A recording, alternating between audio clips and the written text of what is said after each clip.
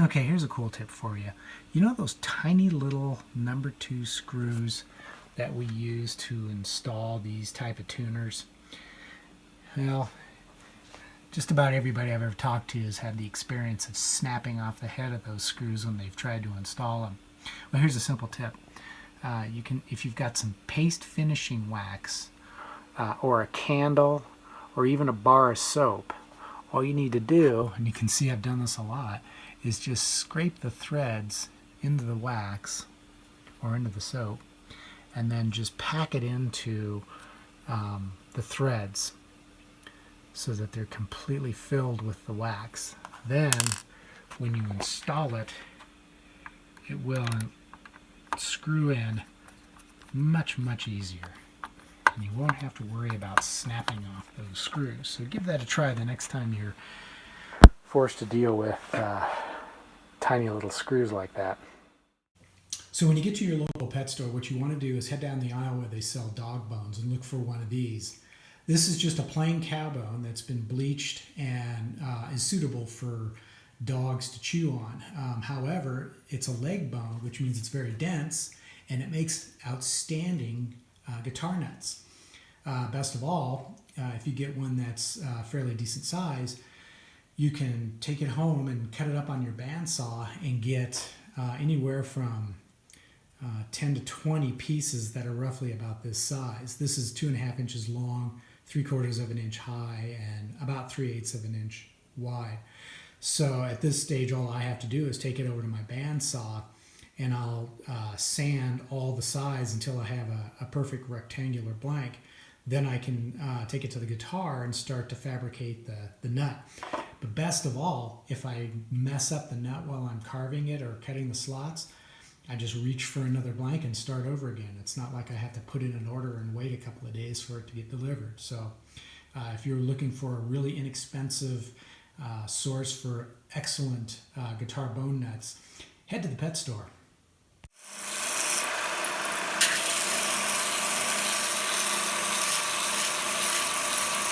And after a couple of minutes of sanding, that's what you end up with. A bone nut blank that is ready for final shaping and slotting. Okay, I've got a little bit of a problem. I'm going to be using this nut blank on this neck. But if you look closely, here's the problem. The nut doesn't sit flush up against the fretboard.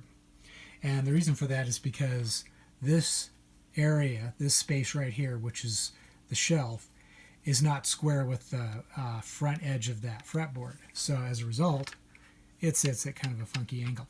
Well, I can't touch any part of this front part of the fretboard because that would have an effect on the scale length. If I remove any material here, I'm actually going to be slightly shortening the scale length, so I don't want to do that. What I could do is I could try to plane this surface down here to make it square with that front so that the nut would sit in here square to the face of the fretboard. However, I'm not going to do it that way, and the reason is if while working on this surface I make any kind of a mistake, I can't fix it. I can't put back what I've taken away. What I can do, however, is I can sand the edge of the nut at a slight angle so that when the nut sits in here, it's flush with that face of the fretboard. And the cool thing about doing it that way is if I goof up the nut, I just grab another blank and start over again. It's not like I've messed up the neck. So this is how I'm going to do this. First thing I did was I applied a piece of double stick tape right across that front edge so that one edge of the tape is right up against the fretboard. Then I cut just a small strip of 150 grit sandpaper, and I'm going to slide that in there, and then I'm going to press it down. And what it's going to be doing is it's obviously going to be conforming to the shape. And then what I'll do is I'll take my nut blank and I'll butt it up against the fretboard, and then I'll just begin gently sanding back and forth. It doesn't take very long, especially with 150 grit.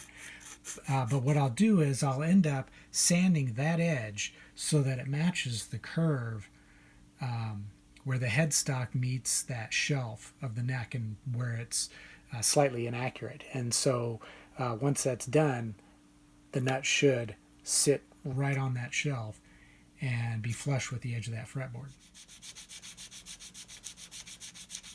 Now, if you have to stop for any reason, make sure you mark the side that is up against the fretboard with an F.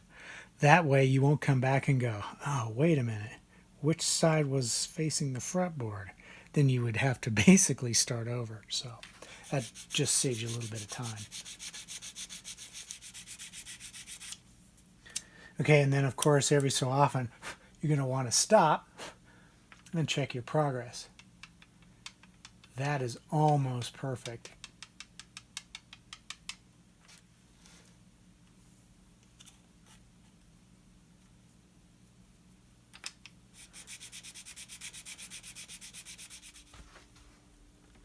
Okay, well that's perfect. I mean, it is flush up against the front of that fretboard. So now I'm ready to start the final shaping and then slotting this nut.